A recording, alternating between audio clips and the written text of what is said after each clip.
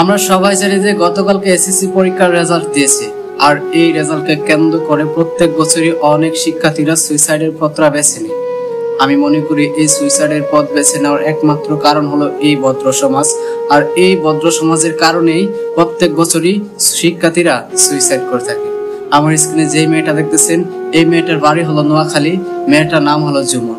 গতকালকে যখন result published হয় তখন এই মেয়েটা জানতে পারে যে সে গণিত পরীক্ষায় ফেল করেছে, আর সেটা সহ্য করতে না পেরে সে একটার দিকেই দুনিয়া ত্যাগ করে পরপারে চলে যায়। ঘটনাটি যখন আমার চোখের সামনে আসে তখন আমি অবাক হয়ে যাই আর ভাবতে থাকি, এই মেয়েটা কেন দুনিয়া ত্যাগ করেছেন একটাবার চিন্তা করেছেন?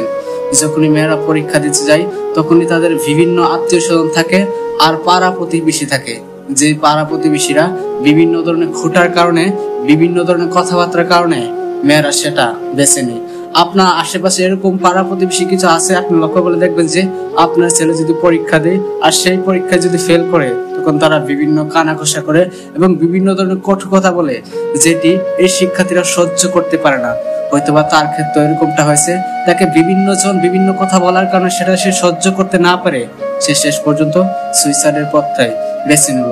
সত্যি বড়টার জন্য প্রচুর পরিমাণে কষ্ট হচ্ছে, আর এটা বলতে ইচ্ছে হচ্ছে যে বর্তমান সমাজে সার্টিফিকেট দিয়ে কি করবে? আমাদের মতো হাজার হাজার ছেলেরা, হাজার হাজার মেয়েরা সার্টিফিকেটটি হাতে নিয়ে কান্না করতেছে, কোনো চাকরি নাই।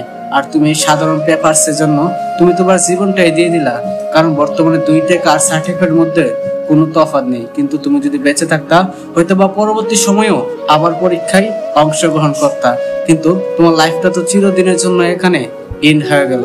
সত্যি এর জন্য আমি প্রকৃতপক্ষে আমাদের ভদ্র সমাজকে দায়ী করব, কারণ এই ভদ্র সমাজের মানুষের কঠোর কথাগুলো শোনার কারণে শেষ পর্যন্ত শিক্ষার্থীরা সুইসাইডের পথটা বেছে নেয়।